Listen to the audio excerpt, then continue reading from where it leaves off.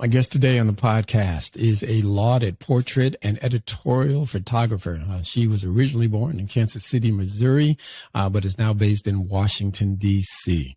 She's a member of the board of directors of Focus on the Story, the immediate past president of the Women Photojournalists of Washington. She is also the co-chair of photography at the National Press Club, an Adobe education leader, and an adjunct professor at her alma mater, Howard University. Cheriss May is often commissioned to speak about inclusive storytelling. She trains and speaks to organizations and educators around the world, including Spotify, Adobe, Leica, the Financial Times, the Center for Creative Photography, and the International Center of Photography. Cheriss has been published in the New York Times, O Magazine, the White House website, People Magazine, the San Francisco Chronicle, ABC News, the Today Show, and other international publications. She has a traveling exhibit and forthcoming book called Cheriss May, Soul Connection. And she has images in the social justice campaign called Content for Change with BET. Her work is in the permanent collection of the African American Museum in Philadelphia and the Schomburg Center for Research in Black Culture in Harlem, New York. And let me tell you, if I had any imposter syndrome, it would be tingling right now because I'm like, oh my God, how she got time to talk to us? But she does. Welcome to the podcast, Cheriss May. Thank you, Cheriss. How are you? I'm great, Ricky. Thank you for having me. Like, listening to you read that feels like, man, like, when do I sleep? Like, what else? What else am I doing? But it's, over time, things, just kind of fell together. I'm actually on sabbatical right now from teaching at Howard because of so many of the other things that I'm doing. I just didn't have the time to dedicate. And I had been teaching as an adjunct for 18 years. So I think I was due a little bit of a step away time, from teaching. You definitely do some time away, some time to focus on you. I also, I know I was raised well, so I'm not going to ask a woman her age, but I'm having a hard time dealing with this teaching for 18 years, which means you like, wait, what? Good black girl crack. I mean, this sister's talented. She's smart. She's all those things, but you're also beautiful. I just want to. No, I appreciate you. So Cheriss, let's just dive in. As I prepare for these things by reading and researching and stuff, of course. And I came across something that I did not know, that we are both born in Missouri, me in St. Louis, but you in Kansas City. Missourians, both of us. Although I grew up in LA. I moved to LA when I was a baby. Yeah, but you were born in Missouri. I don't know, but I was born in St. Louis. Okay. Yeah. So tell me a little bit about how that Midwestern upbringing kind of impacted your development as a person, as a woman of color, as an artist. So Kansas City, as you know, the Midwest is conservative. And so I first grew up in a neighborhood that was predominantly Black. And when I was about 9 years old, my family moved to a suburb of Kansas City called Lee's Summit, Missouri. And when I moved there, we were actually the only Black family on my street. Oh, wow. And it wasn't a short street. So that just goes to show you, I went from, my neighborhood that was predominantly Black to being the only Black family on the street. And then my cousin lived on the other side of the development where we were. So it was pretty much of a culture shock. You said what? How old were you when you moved? It's about 9 years old. Okay. So that's a significant culture shock for you, the 9-year-old. It is. And it was, I've told this story before. It was the first time I was called the N-word too. This was like riding home on the school bus with my brother and being the only Black kids on the bus and, hearing the N-word and monkeys and, all that stuff. So that was like my first introduction to that, going from, hey, I'm like, there's several families that look like me and this never came up, to, being transported to a neighborhood where now we're the only one and, the lights are shining on us and, you have all this kind of hate thrown at you. So that was like the start. And I think what that, I think my parents did a good job in with my brother and I instilling in us, like, to not let those things stop you, and to actually use that as fuel to do even more, to do more than what they expected us to do. Yeah. And to not give up and to just keep going. And I think that probably has helped me in, because you get more no's than yeses in life. It's just how things go. But to me, it's what you do with those no's.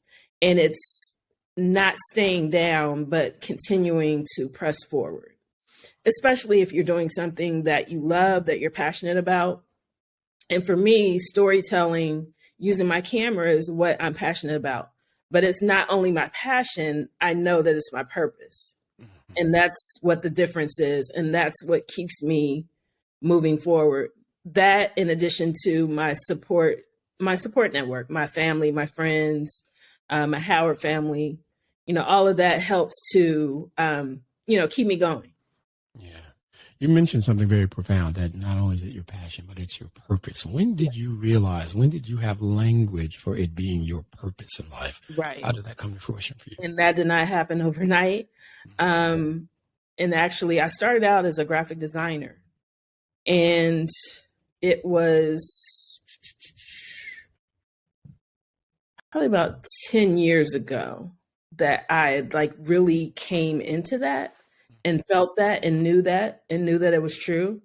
There's something about realizing your purpose that it opens the door, and the film comes off of your eyes, and you're like, oh wow, like this is what I'm supposed to be doing.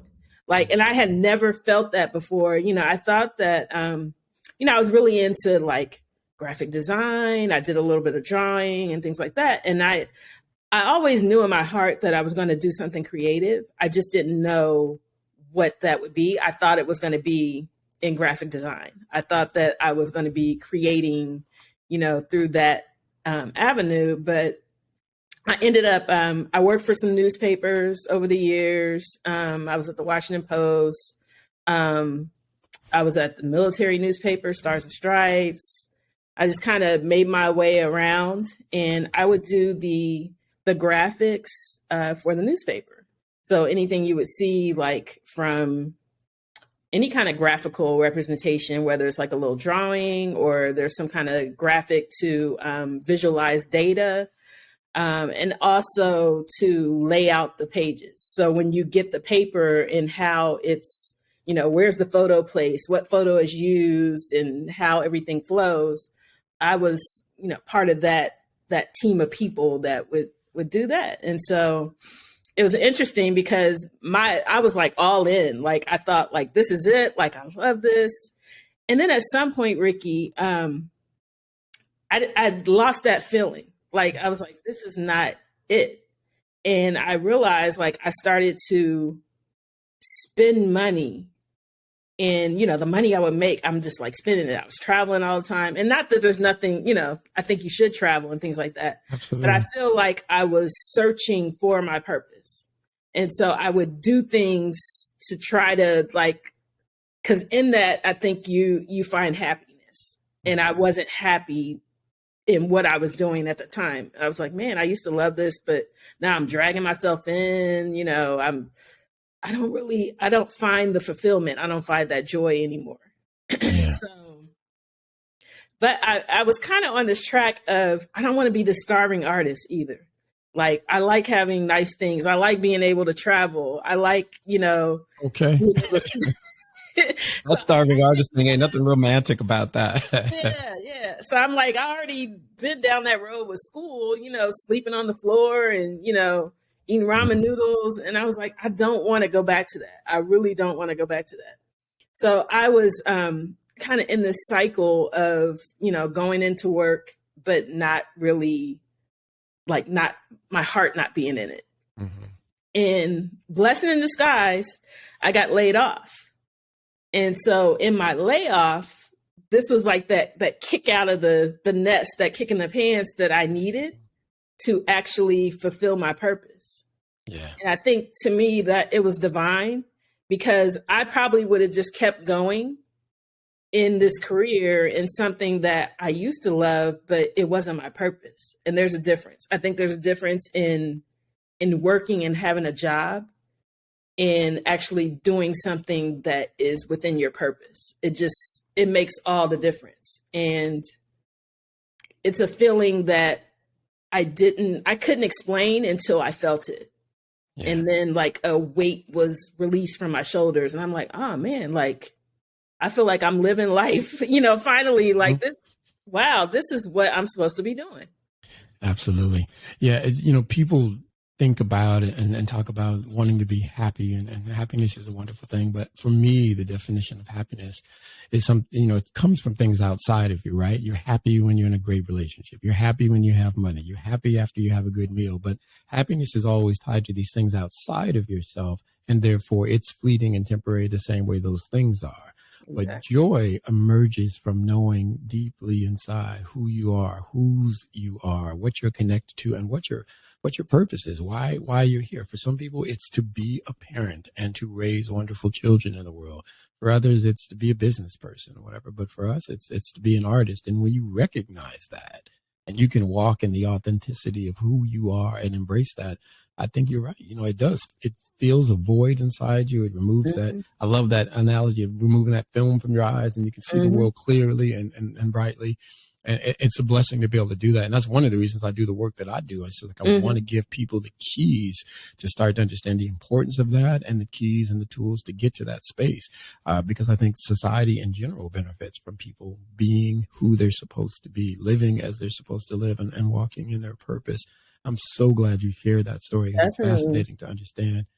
If I could tie it to a movie, it's most like The Matrix. Before I'm going through the motions, I'm doing something that I think like, this is what I'm supposed to be doing. Like, this is success. I'm doing well in my career.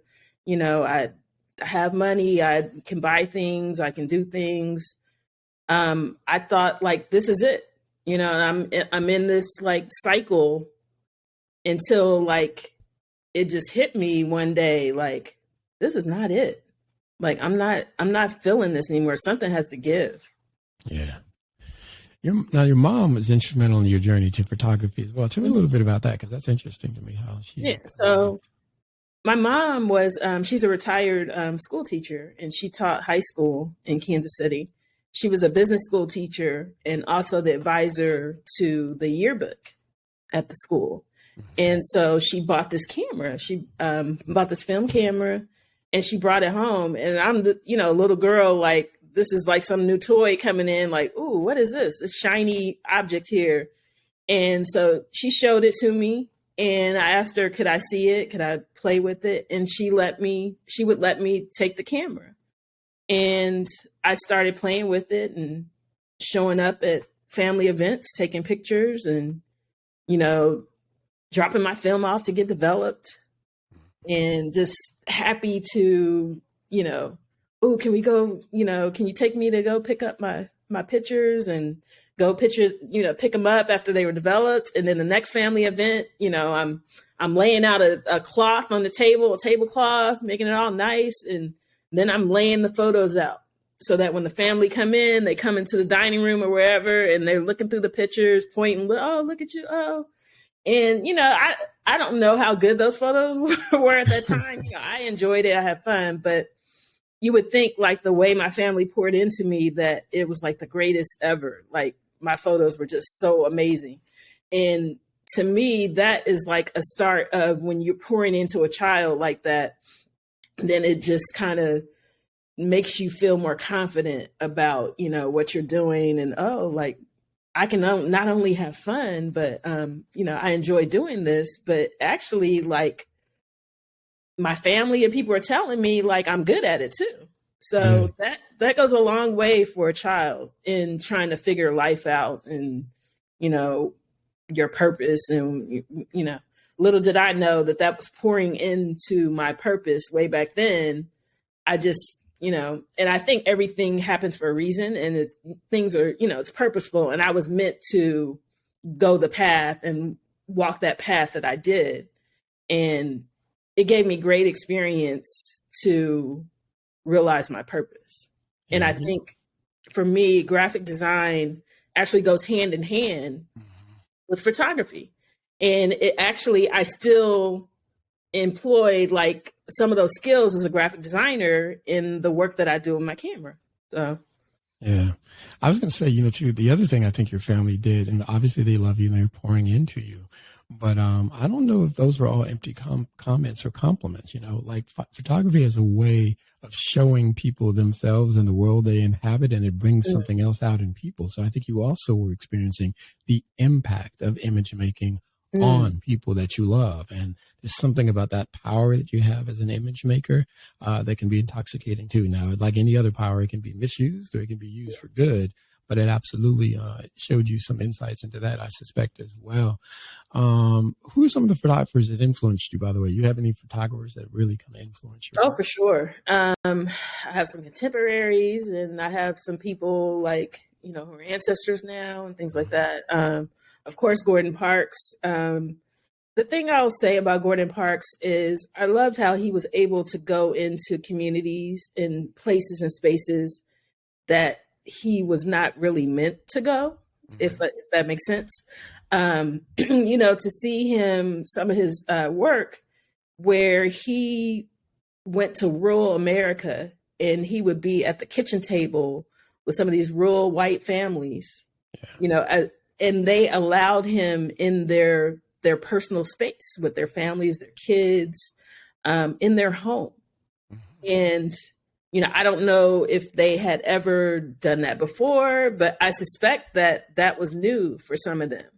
But apparently he had a way to communicate and connect that they felt comfortable to invite him in to their space. And that's one thing I really appreciate about him, especially in my journey as an image maker, storyteller. I'm in spaces, and I've been in spaces where I'm the only woman of color, sometimes the only woman, sometimes the only one of color, not just a woman of color. So to me, it's like I think about not only him, but those who, were before me that were able to like do that work and to tell those stories and to go beyond any kind of like limitations and restrictions that may have been presented to them. I'm a big fan of your work, for sure. Thank you. Layla Amatullah Baran out of New York. There is there's a group of photographers that we all were on the podcast for Black Shutter, and Idris Solomon. Gosh, there's so many. Dee Dwyer here in DC. What I really appreciate, Ricky, with those photographers that inspire me, and I look at their work, is those who are able to make these genuine, authentic connections. Yeah. Because you can really, the end result is, it's not just a photo, you see the story. You feel the story when you look at the image, and you know that there was care taken into connecting to that image. You know that there was humanity, within that. And you can see that, you can feel it, versus, someone may be a technically sound photographer, but you just don't feel anything. Yeah. It's technically like perfect. Everything is right. The lighting, the composition, everything, but it's something missing. And I think that's that connection. I would be remiss. What'd you say? No, I'm sorry to cut you off. I agree with you. And I think that, and you're being humble, but that's really, for me, what brings your work to life. That you, Gordon Parks, Jamel Shabazz, you all have this shared respect for, reverence for, and shared humanity with the people that you shoot. And it comes out in the images. That's really, I think, the difference in so many people's work. You either, you look at people as a subject, and you're posing them and you're looking at them with your gaze and you're putting your thing all over it, or you allow people's humanity to unfold in front of you. And you do that brilliantly. And it's one of the reasons I wanted to talk to you, because I think at your core, you're obviously a storyteller and a humanist. And that for me is what powers your work, what brings your work to life. And I appreciate your humility, but that's what you I do. appreciate you for brilliant at that. I mean, that's my goal, is to not put my own kind of notions on anyone, or, you know, what I may think something is or who someone is. I want their authentic self to be represented. I want you to see who they truly are, their voice and what they're about. In the list of people too, I must make sure to say Fred Watkins. Fred was a long time with Ebony and Jet. He was a mentee of Gordon Parks, and he has poured a lot and still pours a lot into me. Like, he checks on me. You know, I talked to him yesterday. He called me the other day. How's it going? How are you doing? And he's one of the ones that told me, like, so within those spaces that were all like, this was all very new to me. He said, don't let anybody push you around. You're there to do a job. You're there to do something. You do that job, and you just, you hold your position. And I'll never, you know, forget him saying that to me. And, you know, I'll replay that in my head sometimes if I'm in a situation where it's a little rough, in terms of what's going on. If you have like a press pool where there are several photographers and people are jockeying for position and, you know, things like that, you know, that comes to my mind too. Like, hey, like, I'm here to do a job too. I have done limited time in those situations, and I got to tell you, y'all got that. Y'all can have that. Kudos to each and every one of you who do it. Thank you for doing it. Not my gig. Yeah. So, and it's amazing, and it's impressive to see the quality of work that you create being in those settings. For me, understanding what those settings can be like sometimes. Yeah. What is it in yourself that you call on to navigate those spaces when you're in them? What is it that you call on within yourself to navigate being the only person of color in the room, being the only sister in the room, being the only woman in the room quite often? Where does that strength come from? Where does that perseverance and that excellence come from? Yeah. So first of all, I have to say, like, this is from family. You know, it's how I was raised. That's the core, that's the base. And then I'm also spiritual, and I believe in God. I believe in prayer, and I will start and end my day the same. And that's in prayer. And in my prayer, I ask for direction. Please let me see things clearly, and please let me connect to and see what I need to and what I should be seeing and connecting to. And for me, that's like the base. And that is my start to just being super aware. And that's what it's about, especially in the news settings. Mm-hmm. There, you know, sometimes there's so much going on. It's like, what do you focus on? Right. You know, sometimes there's not really anything going on. What do you focus on? So for me, having that start, having that end, is my way to open myself to connect to what I should be connecting to. And that's my prayer, like that, for safety, you know, because in some of those situations I'm in, you know, positions and spaces where security and safety is important. You know, it's, some of them are like life situations where it can go, you know, really bad. I'm glad you brought that up, because I know that you have, first of all, you followed President Trump and shot him on more than one occasion. And you also, and this was shocking to me, you were in the Capitol on January 6th. That's a perfect example of spirit having to protect you. Tell me a little bit about what that experience was like, what you were doing before, and how you navigated that moment. Yeah, I still, you know, I can still remember that day so clearly. But, you know, I had been to the Capitol several times, you know, to work and do things. And that was like the last thing that I would think could ever happen, January 6th. Like that would never happen. When I would go in there, so put it this way. So I do a range of things, from portraits to news to, some things in between.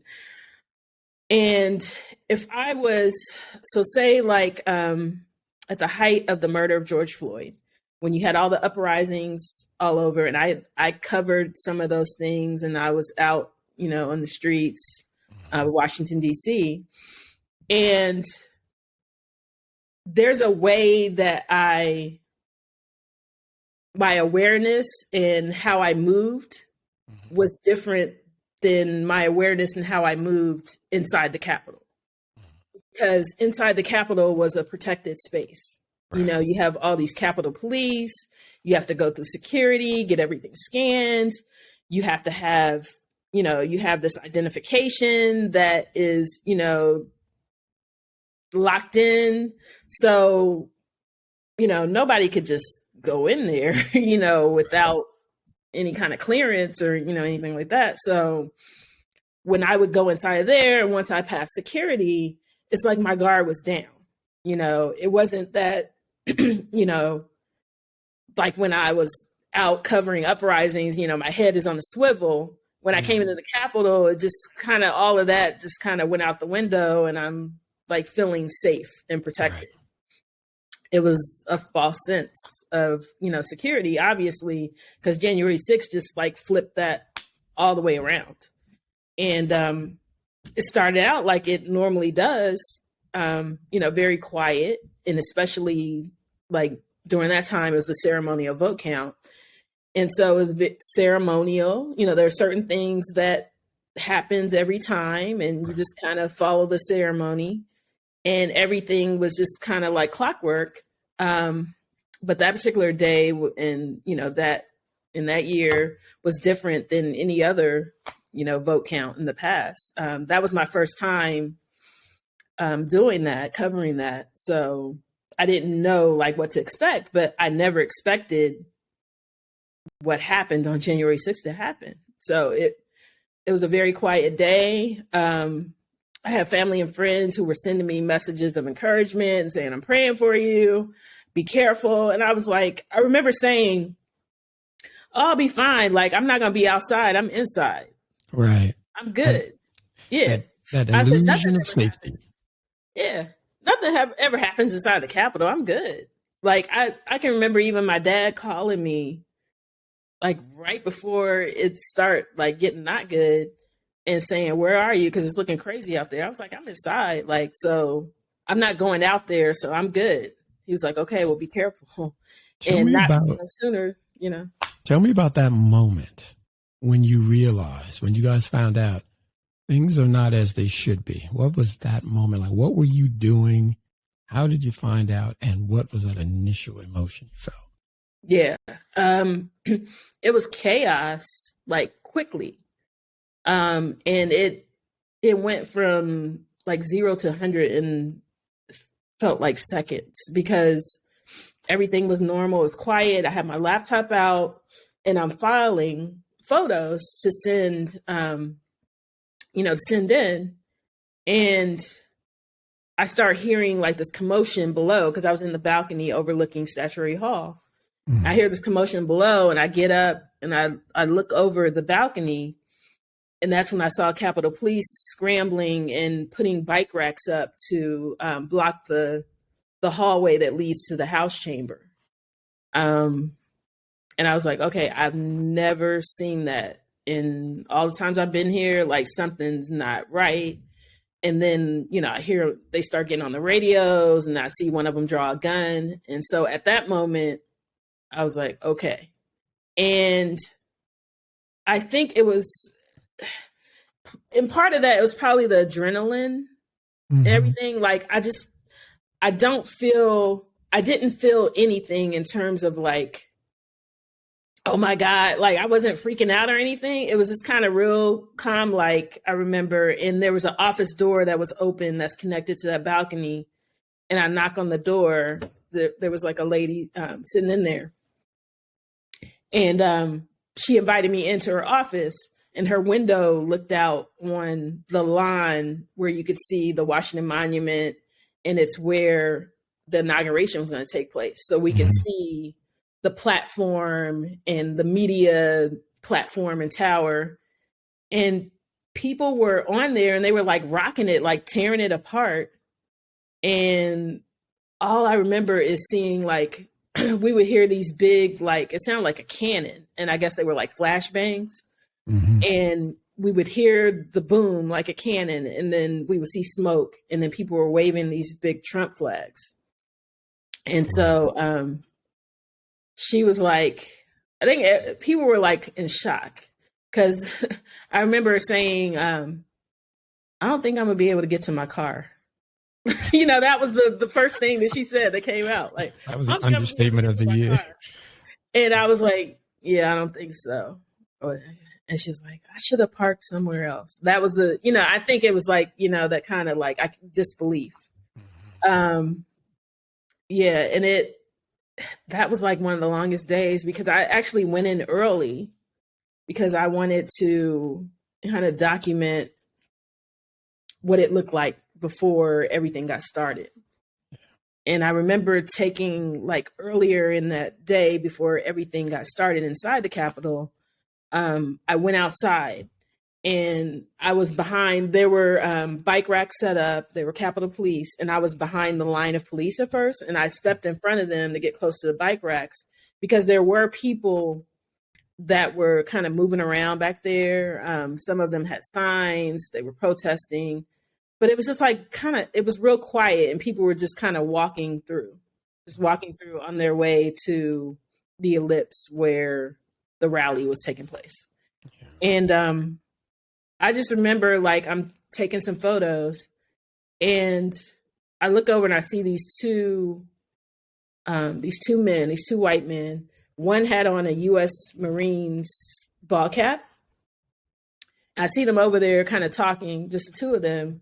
And I turn my camera towards them, pointing my lens to take the picture.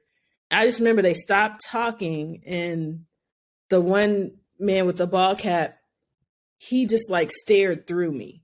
It was like this piercing stare that it like, he wasn't looking at me. It was like looking through me. And that like shook me. Like I got goosebumps, I got chills. And I said, I'm going back inside. And I went back inside the building. And little did I know, like all of that was happening outside would actually, come inside. Come inside. I mean, it's safe to say that's something that never happened to you, never happened to the country. And I'm sure it has a lasting impact on you and how you do your work, particularly as a photojournalist. Has it affected how you move in these spaces? Has it affected how you shoot events? What's been the impact for you? To be honest with you, like the same comfort level I would have in places that are quote unquote highly secured or, you have to have credentials and things like that. Mm-hmm. My head is on a swivel there now too. Yeah. Whereas before, like my guard was down and, go about my business. Like now I find myself being super aware of noises, movements, like I'm looking like anything that seems off or, just doesn't feel like sit right. And I also try to be aware of where I'm positioned and is there an out? Is there somewhere where I can get out and that I'm not, trapped somewhere? And that has changed because I never really thought like that in certain places that were secured. But now it's definitely presence of mind for me. That's one of the most, I think, insidious things about this moment that we're in. And instead of looking at each other as human beings, as fellow citizens, as fellow Americans, we have to really look at each other as, are you a friend or a foe? Are you here to partnership and exist in brotherhood and sisterhood with me?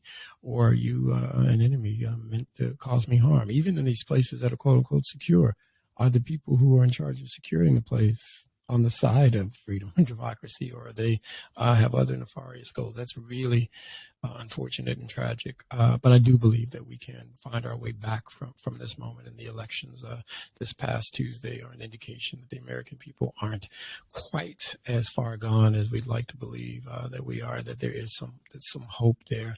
But the images of that day are burned into all of our hearts and minds for a very long time. Yeah, it's amazing.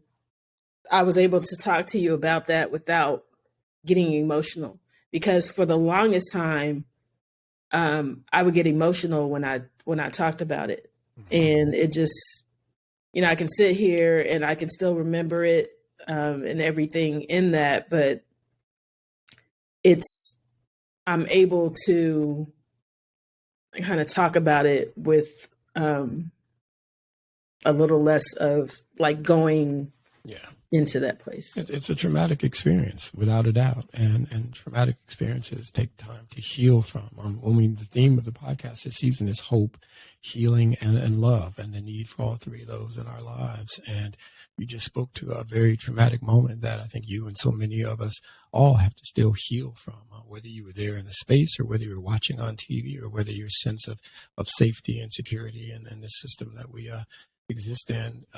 You're just not going to look at it different. You're going to look at it differently going forward. And that is something that's a wound. It's a deep wound, and it's a wound that we all have to find our way back from and heal from. And that's why it's so insidious that anybody would even deny that it happened, because denial prevents you from moving to a space of healing. And that's so much, I think, of what's wrong in this country. We deny our past. We deny the truth of what we've been and who we are. And until we do that, we can't deal with the wounds that we've inflicted on ourselves and each other in the process.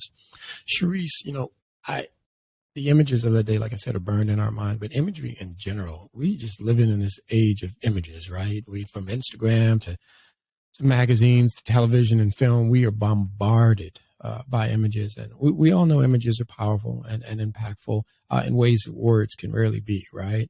But I'm curious, how does photography, in your estimation, how does photography continue to hold space for truth and for inspiration when we're inundated with images all day? So many of them, not to be judgmental, but so many of them not so great. They're not so empowering. How does photography continue to hold space for truth and for inspiration in this climate? Yeah, I think it all depends on who is making that image and what their intention is. That's one thing I talk about too, is being intentional when you do this work. Like, what is your intention? Is your intention to show truth, to shine light on that truth, or is your intention to gaslight or, show people or a community in a way that, is prejudging? So to me, as long as we have image makers, storytellers who want to be authentic and want to show those real moments in the purest of forms, and not to put our own notions in play, into that, then I think we'll be fine. I think that counters like all the other, as long as you have that, because those images are they're gonna live on and on and on beyond even our lifetime. And it's important that we do have people who want to tell the truth, who want to be authentic, out there doing the work. And that's one thing I really appreciate with photographers that I respect and I admire and that are inspirations to me, is that they do that work. And it is work. It is absolutely. There's a lot that goes into that. And you also take in a lot. And sometimes you're taking in things that can weigh you down if you don't release. And that's another thing in terms of like mental health for us, is like, you really have to take that time for you. Because we can get so consumed and wrapped up into doing the work that we don't give time and space to ourselves. I'm so glad you spoke to that, because that is very, very true, particularly for those of us who are doing portrait work and are trying to capture people as authentically as possible. You're going to spend a lot of time before and after you click that shutter with that person, getting into their life, getting into their story, understanding their journey. And a lot of us tend to be empaths, right? And, if I'm shooting a trans or an LGBTQ person who's experienced some trauma, I'm going to know a lot about that story and about that trauma quite often. Unfortunately, I may have even shared some of it. And you don't jettison that the minute you click that shutter. That lives with you. And sometimes when you see the picture, it brings it back to you. Jamel Shabazz talks about people he shot on his street photography work, and then finds out when he runs into people later on that that person passed away, or they're in prison, or they met a horrific end. And it's a lot on us. And I'm a big advocate for therapy for this reason, that I think we all need to work through these things consistently, and not just wait till it's a crisis, but really just get help and be able to work through these things in real time to keep yourself as healthy as possible. And shout out to Jamel, because he does a lot of important work, and he's one of the ones that I respect and inspires me. But the way he has documented his community, and that's what I talk about a lot too, is to tell your story. Like those things that are happening right in your community, in your family, right around you. And I mean, he's done that for years, and he's been this documentarian.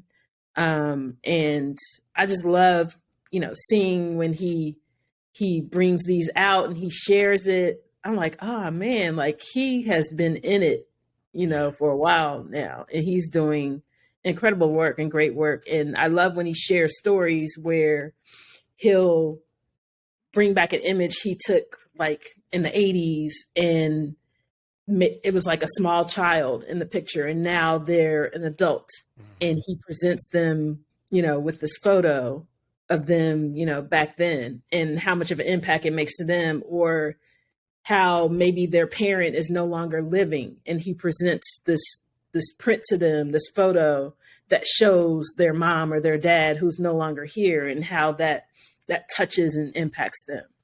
So it's really important work. It really is. And you mentioned the personal as well, right? Not just the community, but just literally the personal. And LaToya Ruby Frazier comes to mind. We were in a group show together, and, her work just really literally laser focused on her own family and what the industrial town that they live in has done to families like hers over the years. It's powerful work. And so literally just looking around you, in your house, in your family, in your community, those are the stories that are waiting to be told. For those of us, people of color and quote unquote marginalized groups, those stories are often not told. So it's really important and vital that those stories are told. But I'm curious, Cheriss, we've talked around it, and we talked about images, and we talked about your work, but what is it that you specifically try to capture in an image? Let's just distill that to a sentence. What is it you try to capture? That's a great question too. To me, it depends on who it is. And my goal is I love to connect to people in their passion, and when they're doing their passion, when they're in the midst of that purpose. To me, that is like the closest connection to the soul of who that person is. And so my goal is to, once I feel like I've made that connection to the soul, my goal is to, in an image, be able to share that with others, and that they be able to feel that story, or to see that story, or that connection, that was there. And I'll bring up again, like my background as a graphic designer. One thing that I didn't notice I was doing it, but it was kind of like a subconscious, intentional thing I was doing.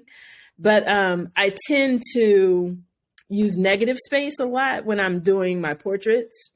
And brilliant use of negative space. Thank you. To me, that was like my graphic design. But then where the photography kicked in is I feel like it leaves space for people to make a connection, with them. So I, thought that in my head, and I never verbalized that, to people. And so when I had this exhibit, I had my first exhibit for Cheriss May Soul Connection was at the Leica store in LA. And so a woman, Dara, her name is Dara, I know her now, she came up to me and she said, I love how you use negative space. I feel like I'm right there having a conversation, with them.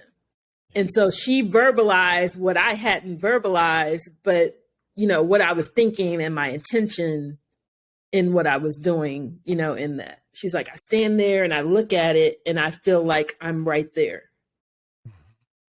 That's a great segue to something I want to do. So we have launched a YouTube version of this podcast, and those who are watching the YouTube will be able to participate in what I'm about to do most directly. The rest of you listening to audio, you can just listen to the descriptions. But I want to mention 2 or 3. We'll see what we have time for. A couple of your images. And I want you to unpack that image for me a little bit. They are among my favorite images, and apparently there's some of the ones you like the most as well because you shared them with us. Let's start with your neighbor in college, Chadwick Boseman. Talking about use of negative space. There's a portrait you shot of him that is absolutely gorgeous. Tell me a little bit about that image, how it came together, and what that image means to you. Yeah, and I have to say, I saw Black Panther 2 last night.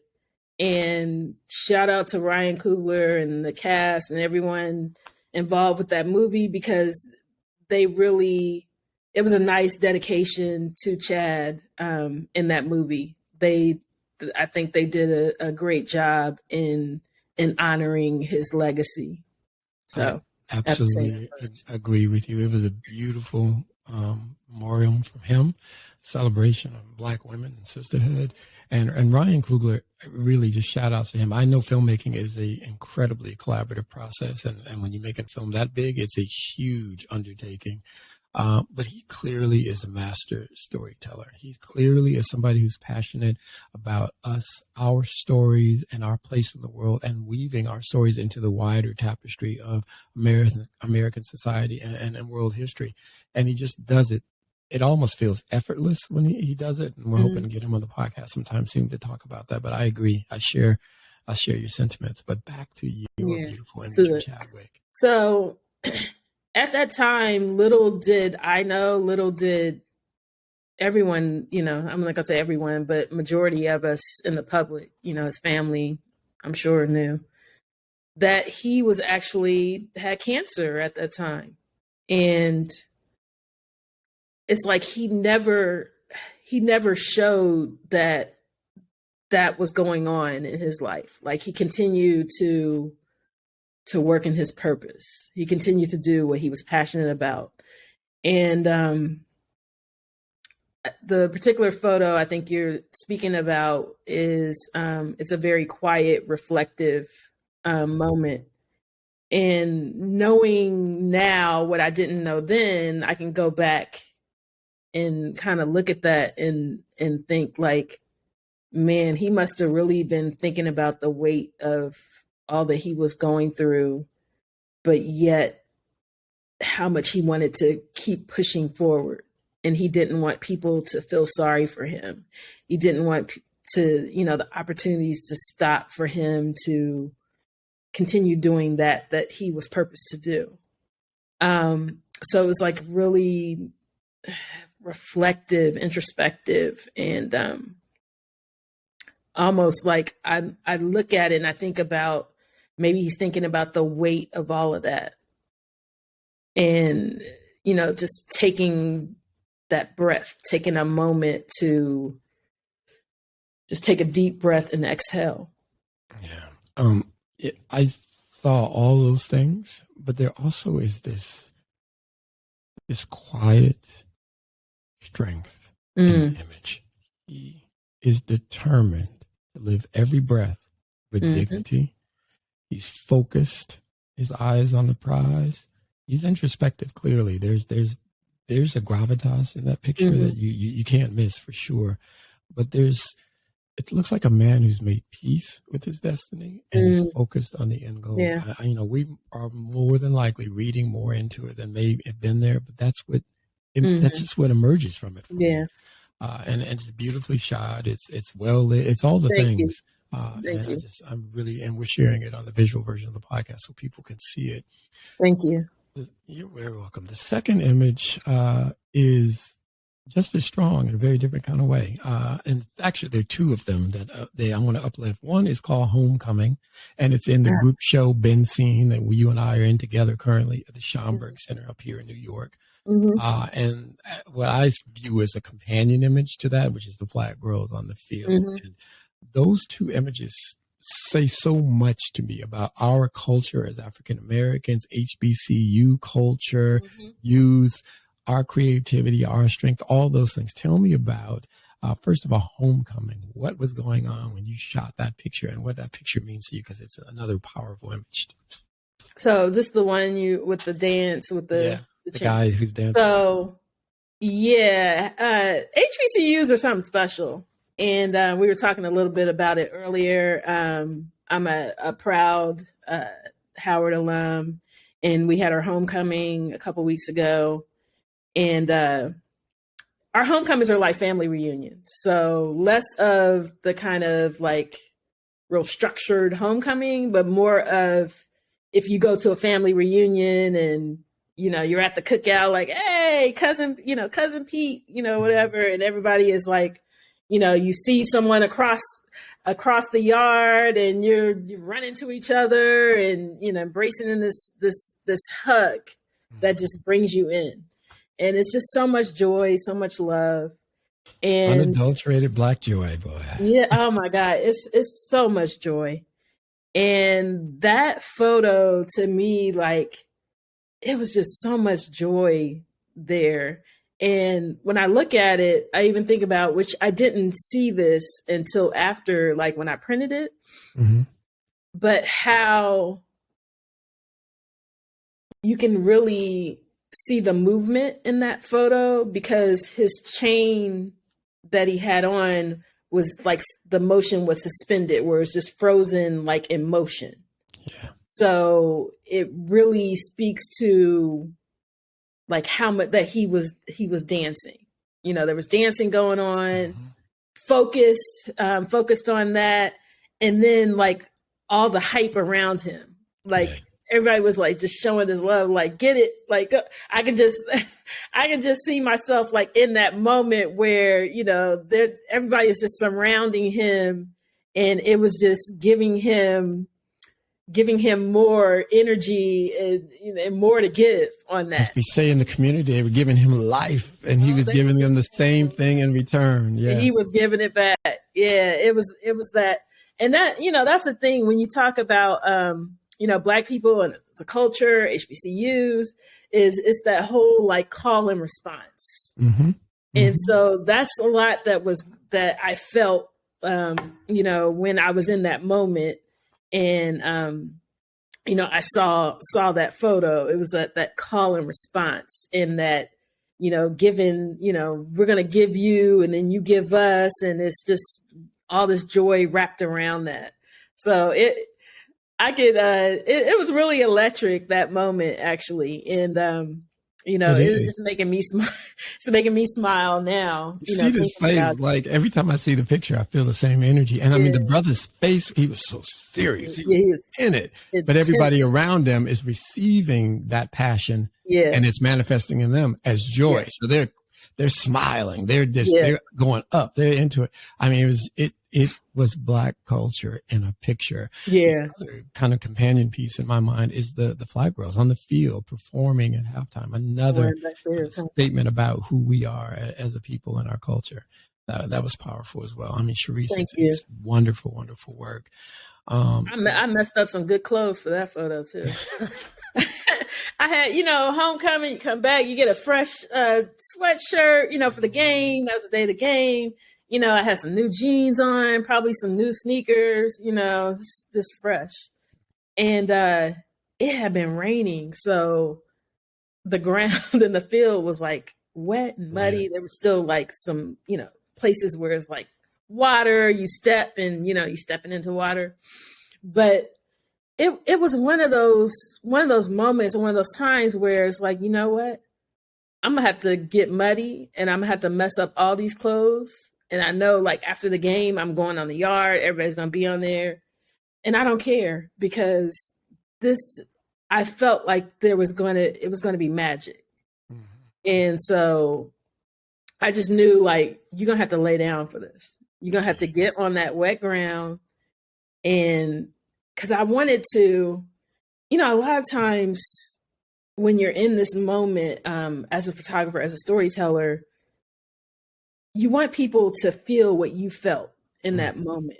And if it's something that is like the joy and the magic, that goes on there, it's like, I wanted people to feel exactly how that moment felt.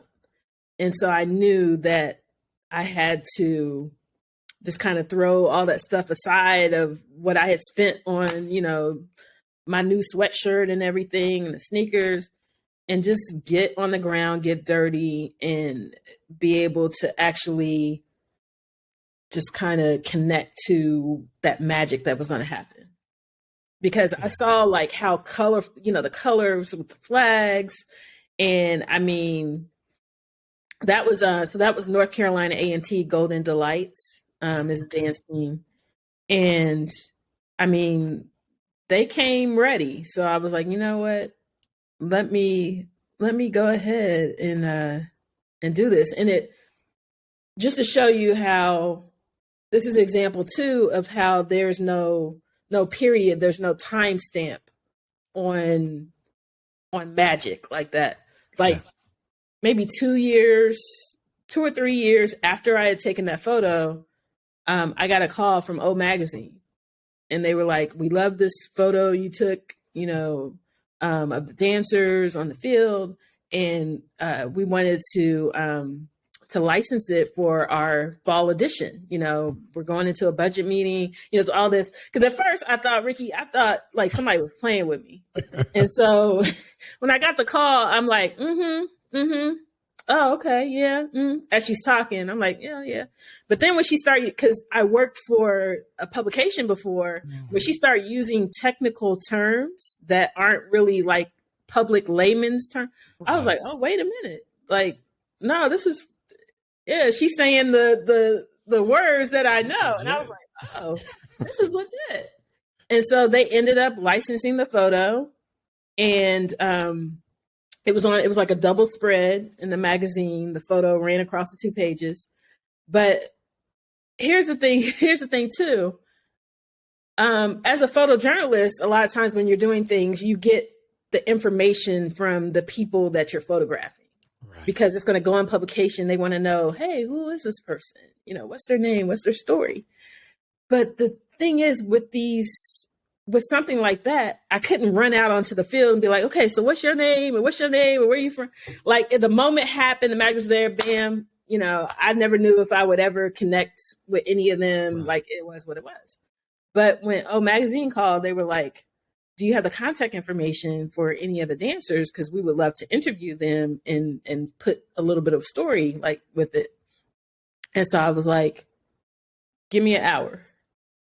And I went into action, started making some calls, doing some stuff, was able to track down 3 of them, which were the main 3 in the photo. That right there? Magazine was able to interview them. And so they were able to put their names with it and, kind of. That, ladies and gentlemen, that's the thing that Black women do.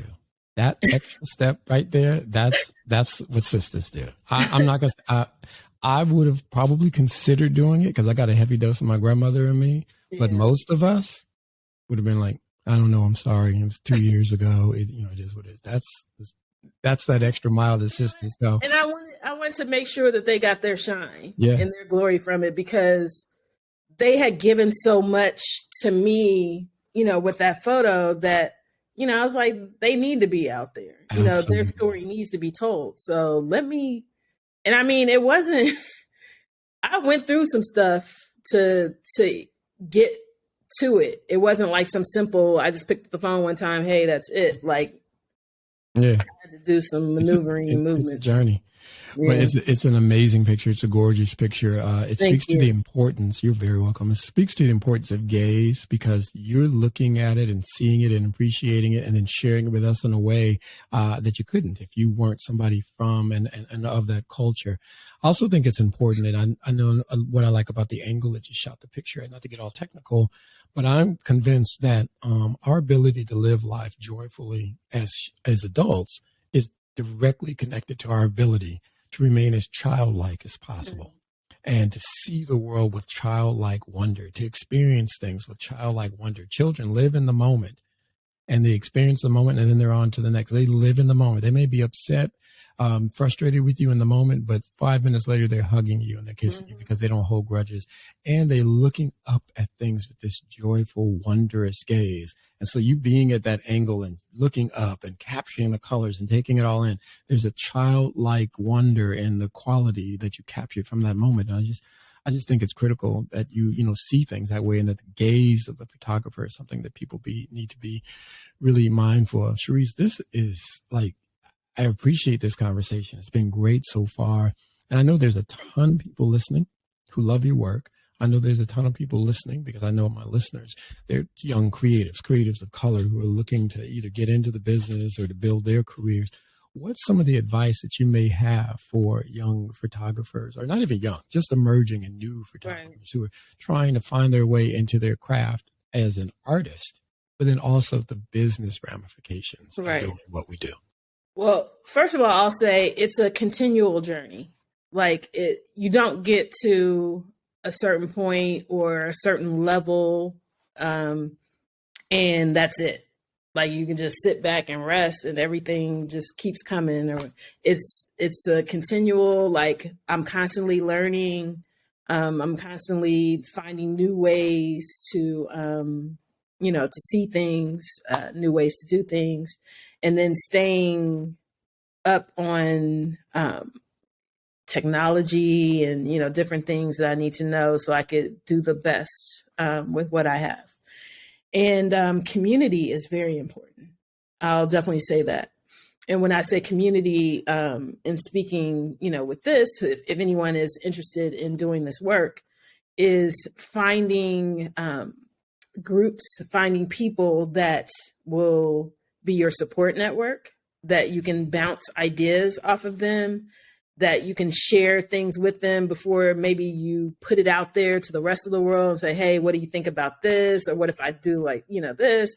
Having people or having someone that can be there for that is like critical.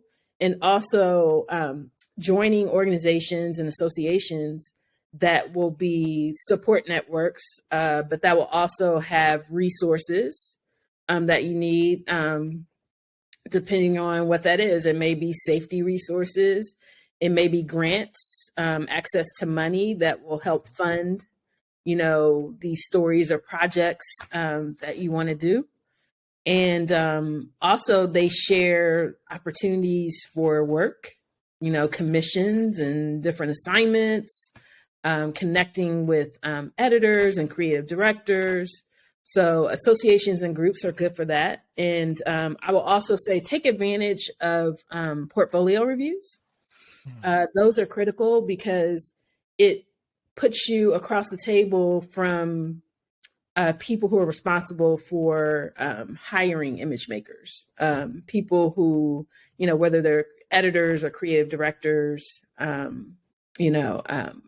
the ones that will make that call to say, hey, I have the perfect, portrait for you. Are you available for this? Or, I'm working on this story. Do you want to work with us on this story? That's important. And then I will also say just to educate yourself and learn those things that you don't know, try to get stronger at those things where maybe it's not as easy or maybe challenging for you. And to just, if you employ those things and the last thing I would say on that is to tell your story. And in telling your story, you're sharing your work. You're putting it out there so that people can see, like, this is what I see. You know, these are the stories that I'm telling.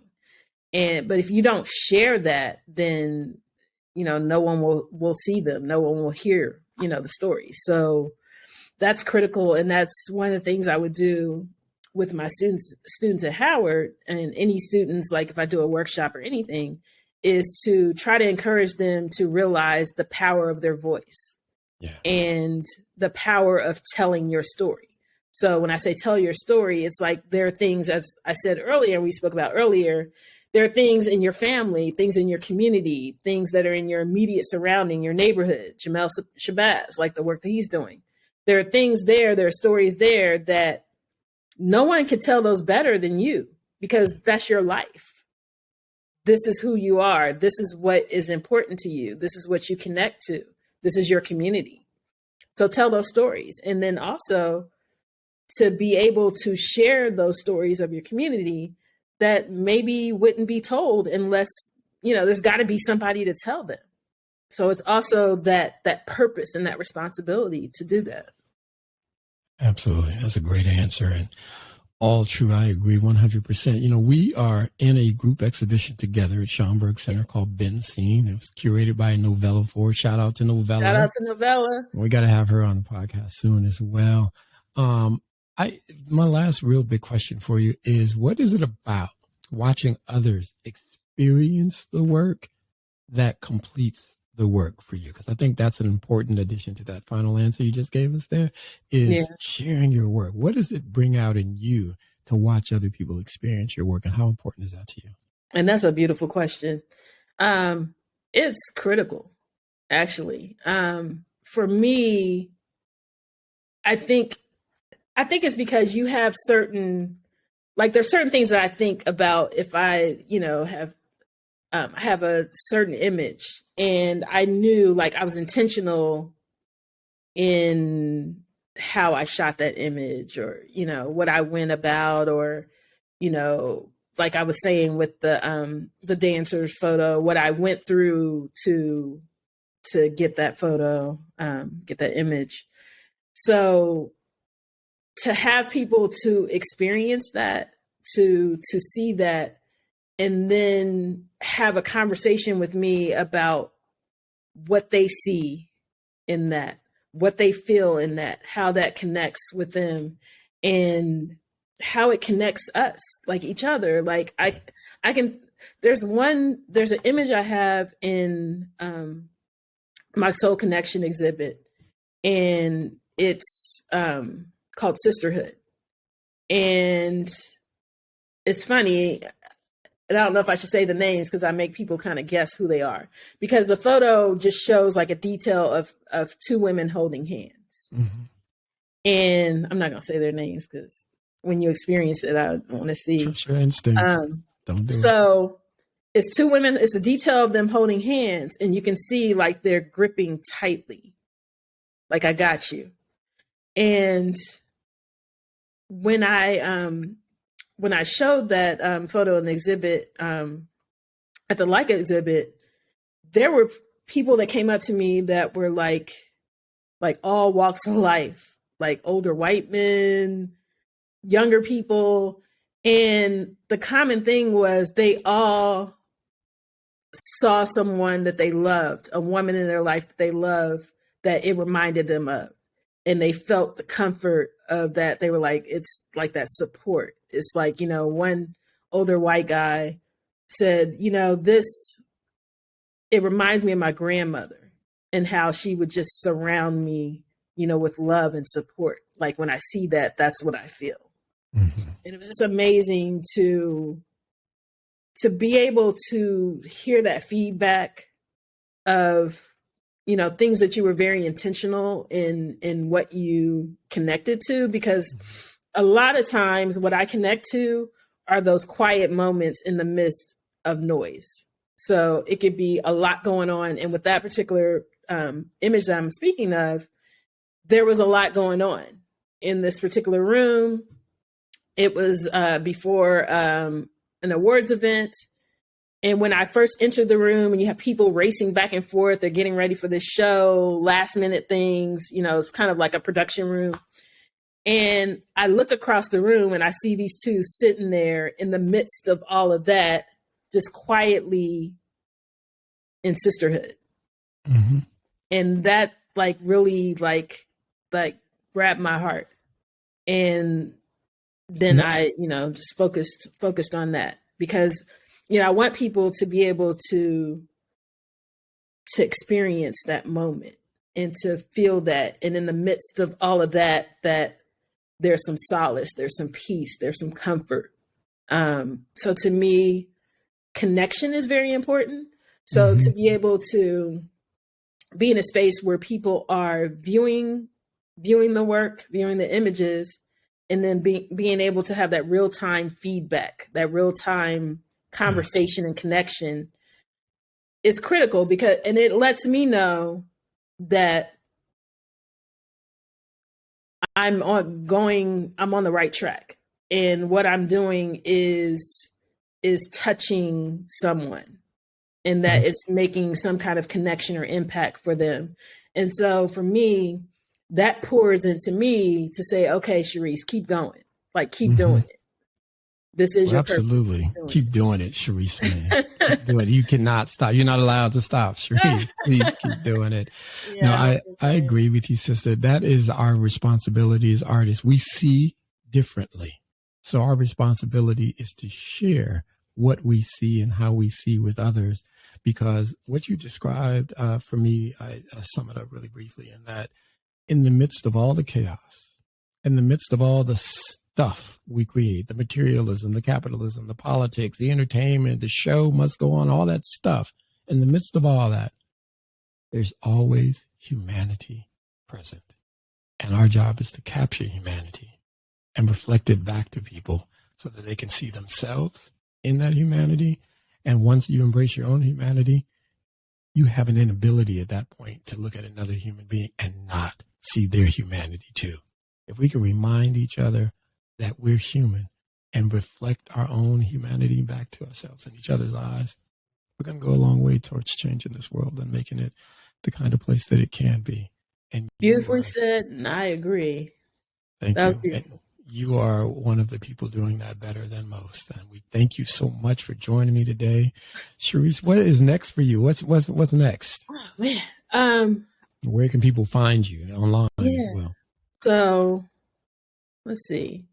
I'll be going out to LA to, I'm going to be shooting a couple of things that I'm actually pretty excited about. One is a live recording. Gordon Campbell has an album, Conversations, and he's doing a live taping. So I'll be there for a couple days of that. And then also a friend of mine, Malachi Rivers, I know Malachi. So, you're going to do unit stills for his production. So I'm going to do some portraits for his cast for Moment, the new series that he. Yeah. That's something else we got to add to this conversation. And this is beyond artists, beyond photographers. Move through the world with love and integrity because, baby, let me tell you, the world is a very small place and you will leave behind breadcrumbs for people to find who you really are. Like, this is another great example of the positive side of that. We both know Malachi. I had no idea you knew Malachi. It makes sense, though, with the DC connection. But he's a wonderful spirit. But I met Malachi in L.A.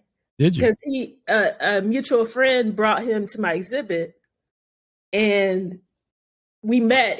So I took him through the exhibit, and so I was telling him some of the stories, behind the scenes of, that particular moment in those images. And then it was around the time I was out there doing it was 4th of July, because my exhibit was out there in the summer. And he was like, well, what are you doing 4th of July? I was like, I don't really have any plans. I'm having a cookout. Come on over. So I went to his house. I had just met him at the exhibit, and I went to his house and met a bunch of people there. And we just stayed in touch, from there. Cause I didn't even know, I found out he was from DC when I went over to his house and we're talking. I was like, oh, you from DC? But yeah, I had no idea. I was just like, it's sometimes when a lot of times I'm not going to say sometimes, but when you meet people and you just feel like this kind of genuine spirit about them, it's something that, you feel like, okay, we need to connect and we're going to connect. And Malachi is one of those people where I knew like within the first meeting, like, oh yeah, we're going to connect. It's called Leo energy. No, I'm just kidding. He's a wonderful poet, actor, writer, all the things. Cheriss May, it was great speaking with you and spending some time with you. Where can people find you online? So my social media is pretty easy. It's my first and last name, Cheriss May, CherissMay. And that's pretty much everywhere. If you just look that up, you can find me there. And we're going to put it in the show notes for everybody to make it easier for them. So Cheriss May. Real simple. Sister, we appreciate you. We appreciate the work you're doing. Keep doing what you're doing. And thank you so much for joining us today. And I would say the same, Ricky, first of all, thank you for having me. Thank you for this beautiful conversation, but also keep doing what you're doing because, you're doing critical work and you're doing those things that we need. We need you. We need your voice. We need, who you are. So keep doing what you're doing. Thank you. I received that and I appreciate it. Thank you. And one last thing I will say is to everybody who's watching and listening, the same is true for you. We need each and every one of you to show up in this world as who you were created to be. Not who somebody else imagines you to be, not who the world wants you to be, not who other people picture you to be, not who you think somebody else wants you to be, not even your version of somebody else. Show up as who you were created to be. Live the life you were created to live, because you wouldn't be alive if you weren't coming with gifts that the world needs. And so we are counting on you to show up as you and to give us what you brought into this world with you. Have a good day. Cheriss May, thank you for joining us. Take care. Thank you. And tell your story, people. Tell your story. Tell your stories.